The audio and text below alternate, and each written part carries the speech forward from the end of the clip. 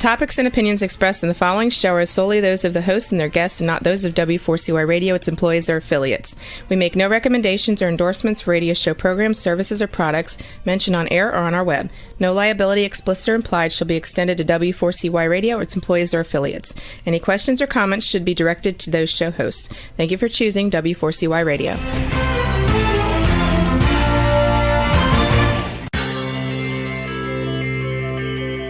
Who is January Jones? She is not a young, beautiful, talented actress on Mad Men. She is not an older, gorgeous, exotic dancer from the Johnny Carson Show. She is an author, and she wrote, Thou Shalt Not Whine, the 11th Commandment, that reached #1 at Amazon.com. She is a reality TV golf personality with World High Stakes Golf televised on HDNet. She is a humorist and winologist expert. She is your featured host today on January Jones Sharing Success Stories. So sit back, relax, and get ready to laugh and listen to Ms. Jones with her eclectic roster of guests as you learn life's lessons. These stories plus sharing equals success. Welcome, and remember, beware, because you are entering the no whining world of January Jones.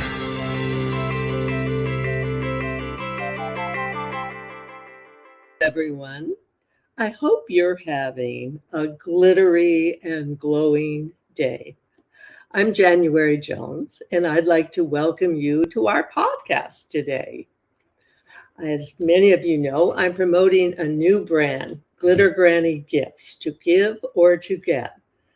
My website is for anyone who loves to shop. I feature glitter hats, jewelry, my collections of canes, you name it. I'm now an associate affiliate at Amazon, along with my Golden Doodle ginger ale. Now, every granny out there, I hope you will get ready to glitter and glow with me. Go to glittergranny.com, subscribe, and start shopping. And if you do, you'll get a free copy of my book, Thou Shalt Not Whine, the 11th Commandment. It was #1 in humor and religion. Profits from this website go to Disabled American Veterans, Company A, Sarasota, Florida. Now, I'd like to ask you a question. During this election season, do you remember what your last political discussion was? Was it an unpleasant experience?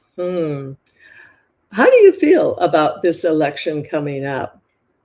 Tell me, does anyone in your family even agree with you these days?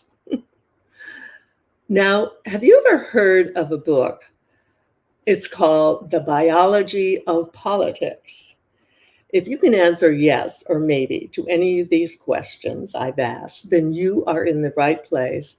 And I'd like to welcome you to January Jones Sharing Senior Success Stories.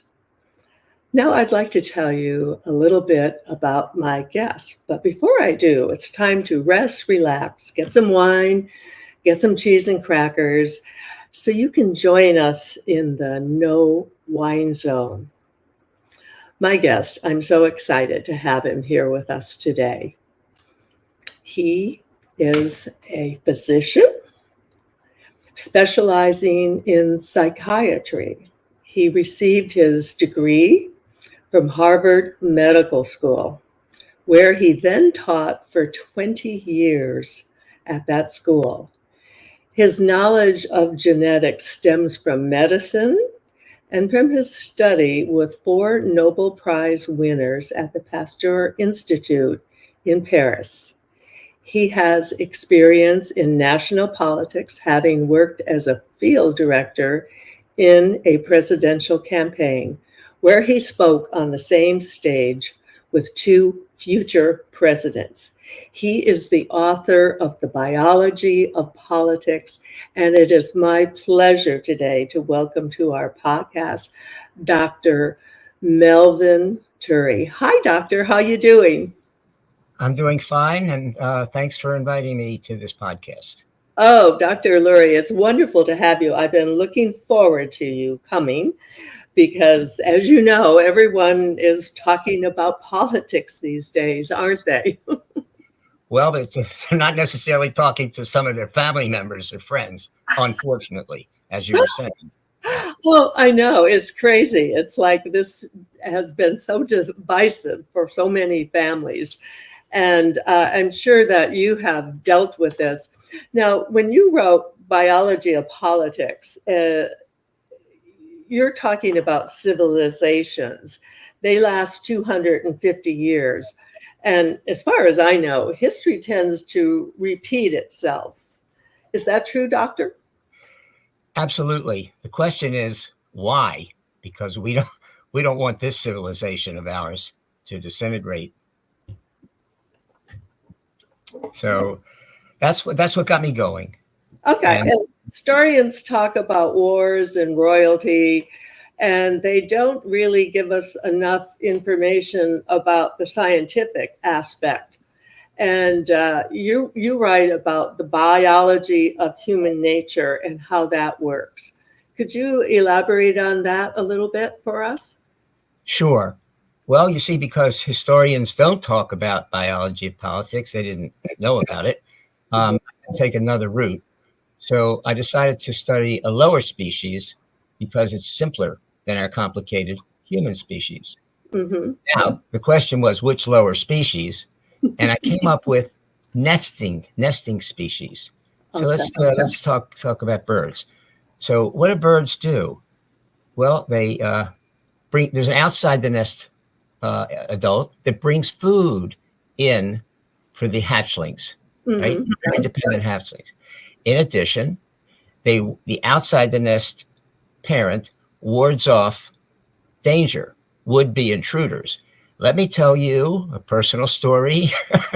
I got too close to a robin's nest one day, and before I knew it, there was this robin. He seemed like a giant. And I pushed him away. He kept coming back. The only way I stopped it was to just run away. So it stopped. But the point is, that's how strongly this drive is to prevent would-be intruders to the nest. Okay. Inside the nest, reproduction takes place. We're not talking about sex. We're talking about reproductive development from infancy to adulthood. Okay. And once I saw what the functions were inside the nest, I could see how they were manifest in us humans. So the ones inside the nest are to feed, to nurture, and especially to tend to the most vulnerable at the time, to and also to clean the nest.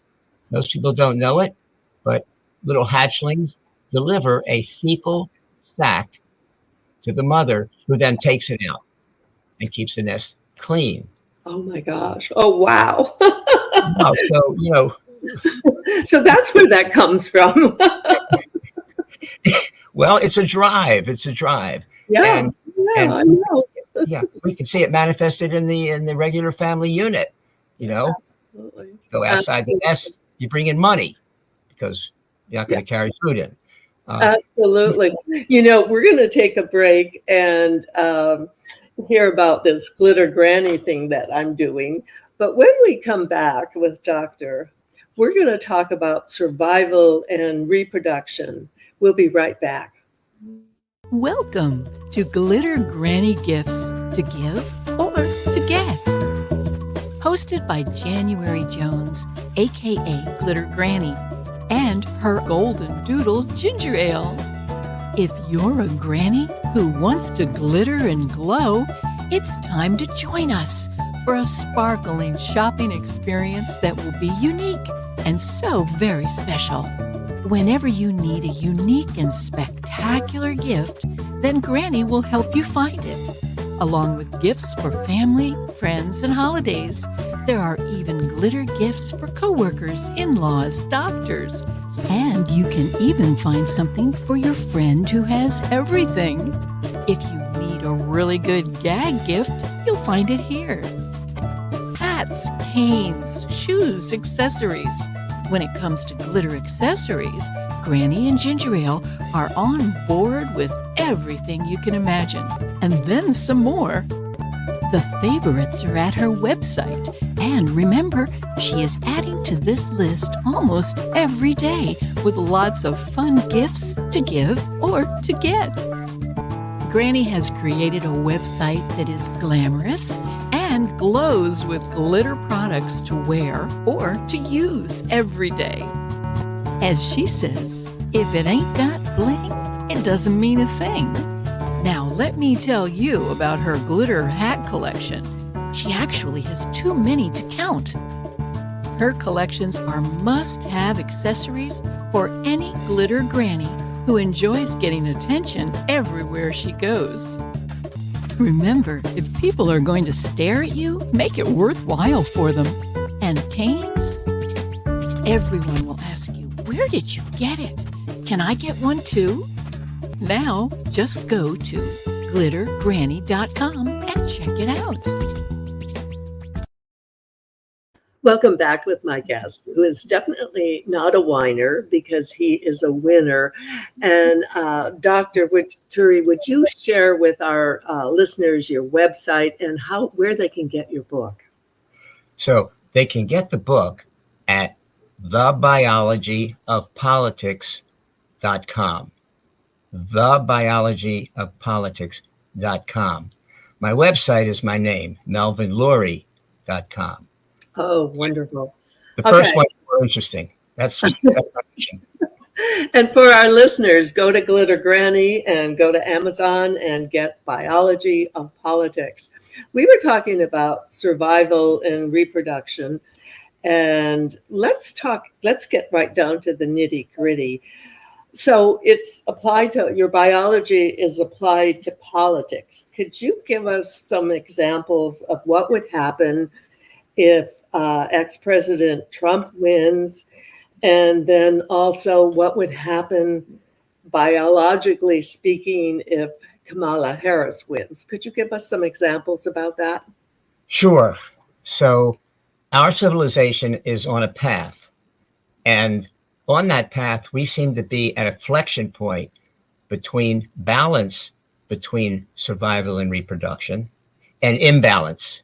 And that could be the thing that ends societies, civilizations. So if Trump is elected, he wants to make America great again. He will move the clock back to when there was a balance between survival and reproduction. By the way, after he's out, if he does this and he's out, the trend will continue because it's so strong. It's embedded in our society.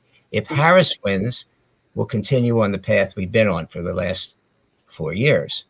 So, and that unfortunately is such that it creates an imbalance between drives. And until it's reestablished, our society is vulnerable to stressors, and we have a lot of stressors, as you know. So yes, let's talk about some of the stressors we have. Now, there's illegal immigration has a big topic that we hear a lot about. And, I was upset that it didn't pass in the Congress this last go around. And do you have any thoughts about immigration? Sure. The reason it didn't pass is because the actual bill that was presented would make things worse. Without going into details. So it didn't pass. So everybody can say, oh, it didn't pass, but there's a reason. The reason is because it would make things worse. And I can't go into the details. If you want, I can talk a little bit more about that. But the point is that we, as a society, don't understand and appreciate the drives that are in all of us to different degrees but have split the society so that the people focusing on survival, like economy and military, and the people focusing on reproduction, which is nurturing, caring for the most vulnerable, keeping things clean. There's an imbalance. And the trick, the idea to keep a civilization, I think, strong is to allow all the drives to occur to the degree that they don't interfere with other drives. And we can, once we appreciate these are drives, deal with them. There's a sex drives, but it doesn't. You don't get willy-nilly. I mean, you don't have cavemen clubbing women, and it's not allowed. We manage that drive so that it's fulfilled, but not to the detriment of other drives, like having a reasonable society. So that's an example I give because everybody can appreciate that there's a sexual drive. Can they appreciate there's a drive to cleanliness? A drive. It's not just some idea out of nowhere. It's a drive. And I could go on, but it seems like you have something to ask me. Okay. Now, it's very important, obviously, to keep the economy strong. And so far, what I'm seeing, some of the numbers are indicating this has been one of the most incredible economies that we've had in many, many years. And what are your thoughts about our economy? Is biology related to the economy in any way? Well, of course, because we're biological creatures, it's related in some way. The question is, I mean, that's what my quest has been. How is it related? Yes. So the economy is just a more abstract or generalized manifestation of this drive to bring resources into the nest. The nest becomes the country, the nest. That's right. So, right. So it's a drive. We want to, we're driven to have money. A lot of people can't help it. And so the economy is suffering because some inside the nest drives are interfering. When I say drives, what I mean is a behavior that's going to happen. If it doesn't happen one way, it'll happen another way or another way. It's a drive. It keeps it's like an urge or a force. It keeps trying to happen. So, but when you have an imbalance between, let's take the reproductive drive of cleanliness, because lower species have cleanliness too, and we learn from them. If you take the drive of cleanliness, in this case, the clean environment, if you take that to the nth degree, to the point where you interfere with another drive, say the drive to have a strong economy, then you have an imbalance in the society. And that's when you're liable to disintegrate or to be a victim, vulnerable to some force. And there are plenty of, as you say, there are plenty of forces that are stressing our society now.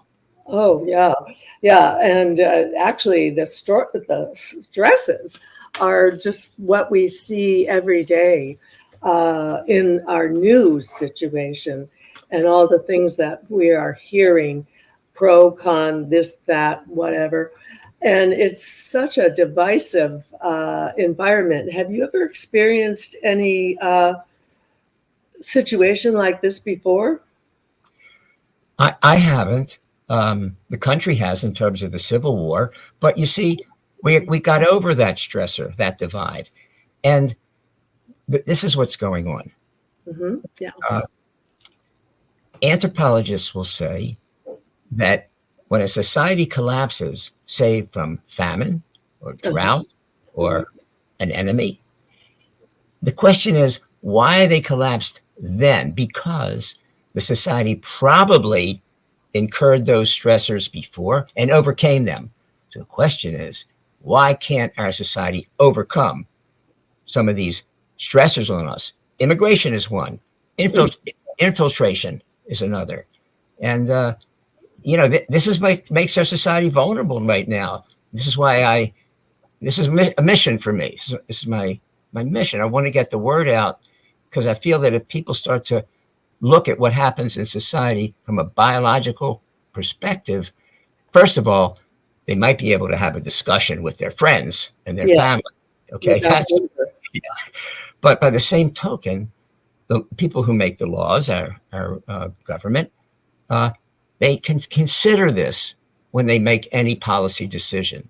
You can't go too much in one direction at the expense of another direction. There has to be an equilibrium, a balance that goes on.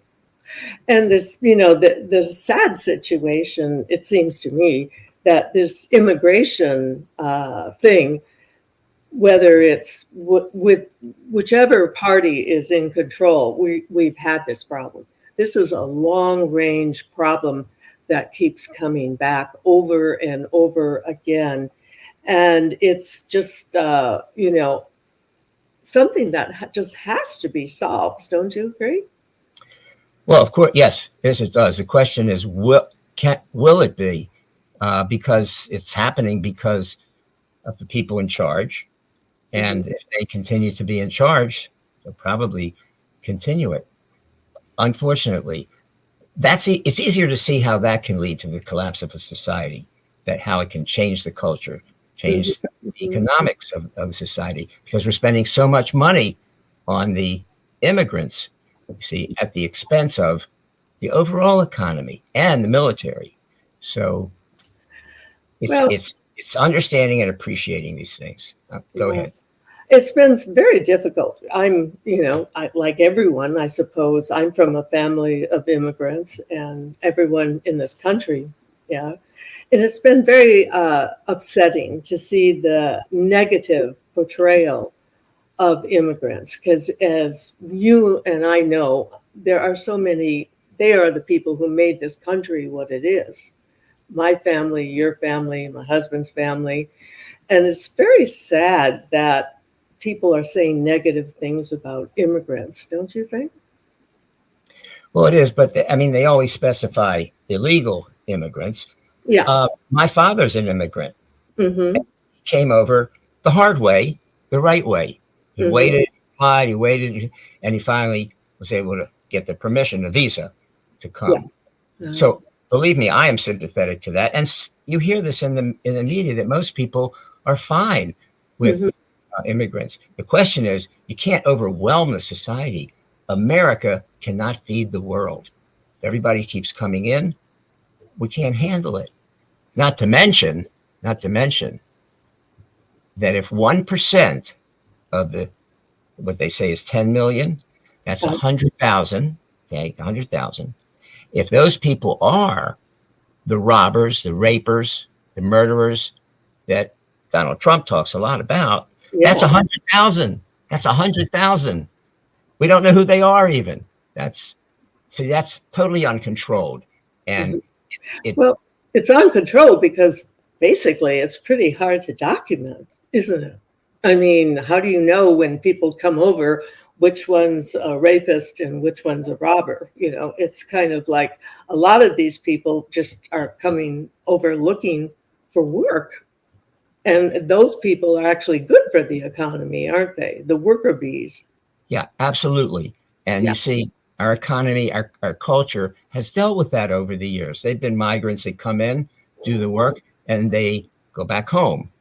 And we have regular immigration. It's when things get out of hand, that's the problem. And that creates the tension, because you can't have people focused on the economy seeing us try to feed the world. Yes.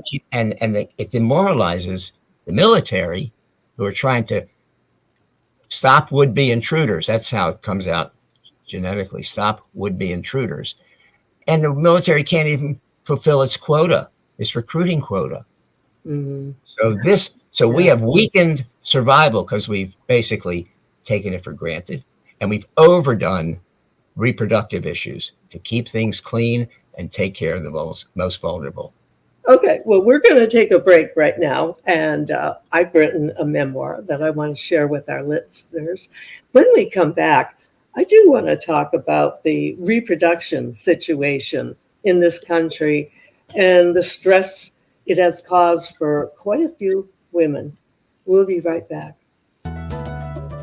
Introducing Living and Dying Without Whining, a memoir. 80 years of magical moments, written by January Jones.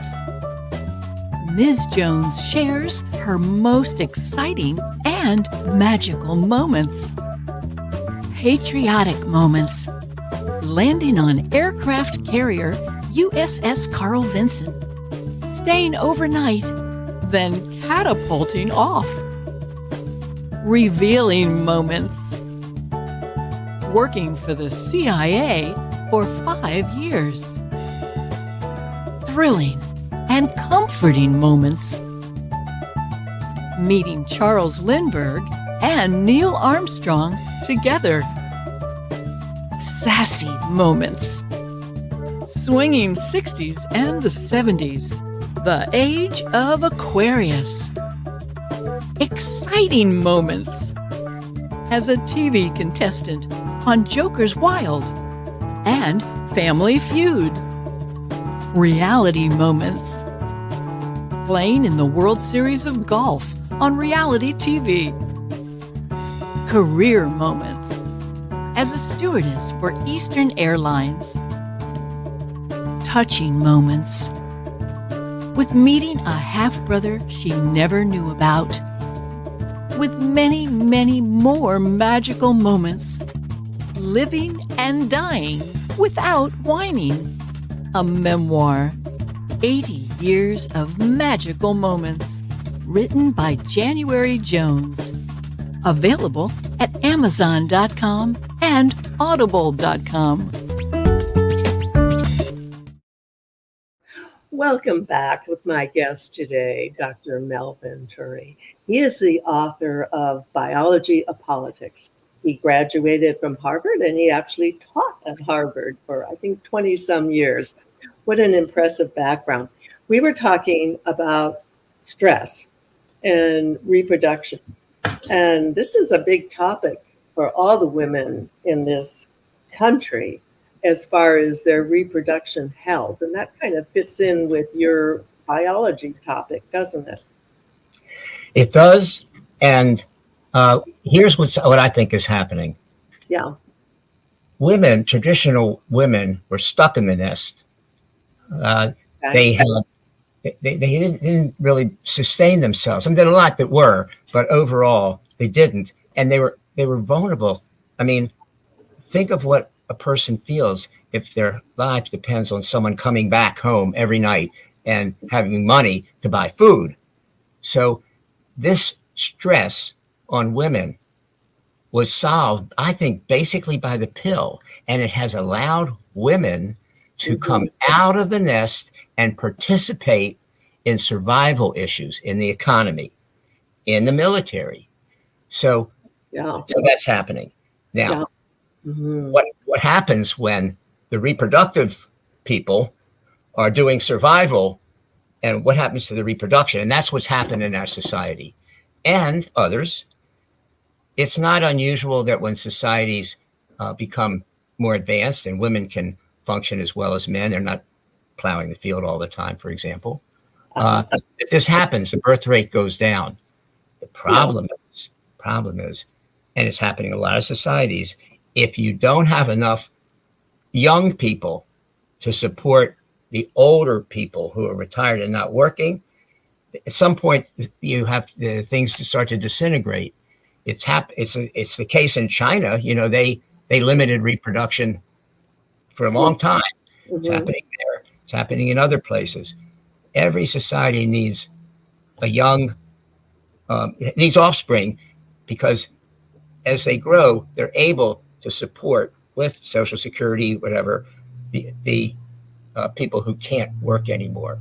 And it happens now with Social Security, but it happened over the ages when the children supported the parents.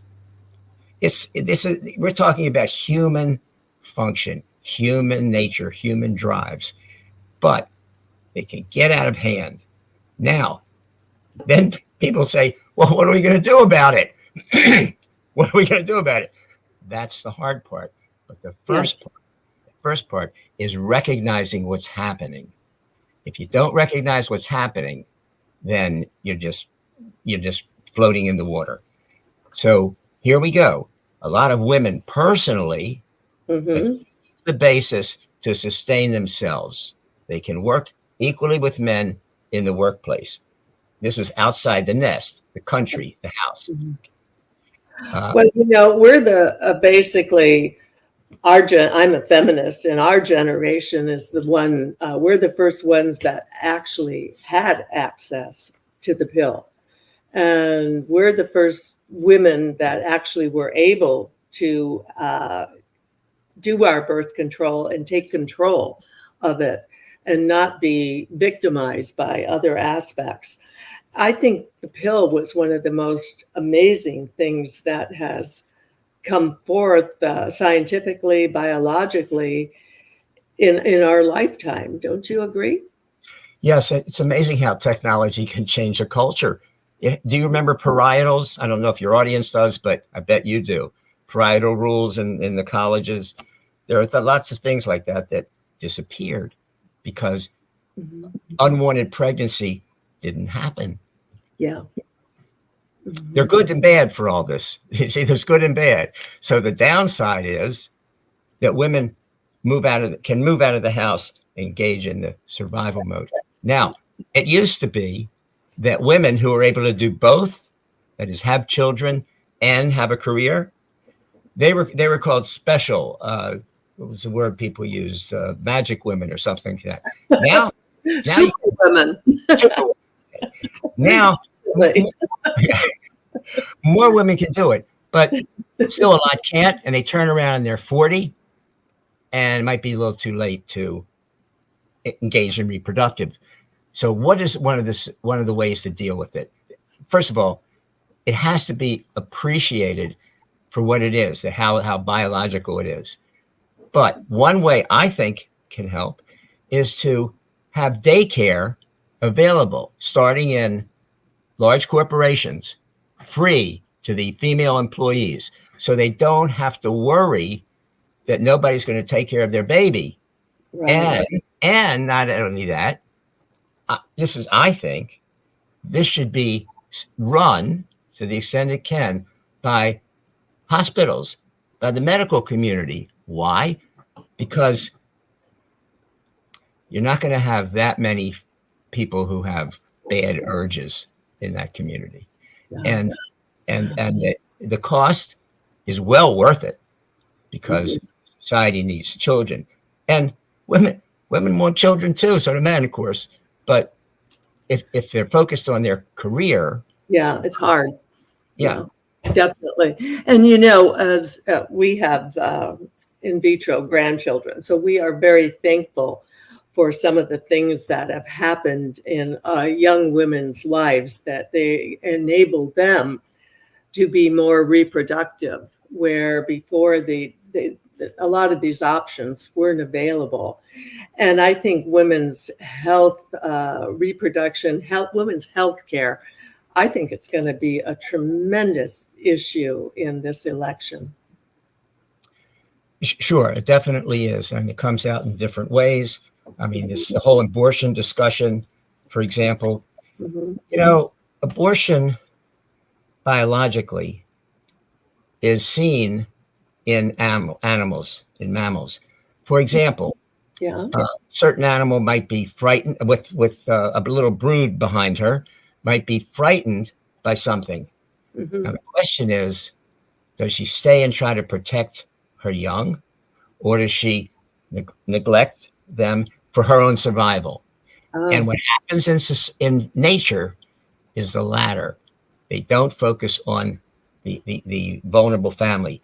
That the idea is the person who survives can then have children. Again. If the children die, that's it.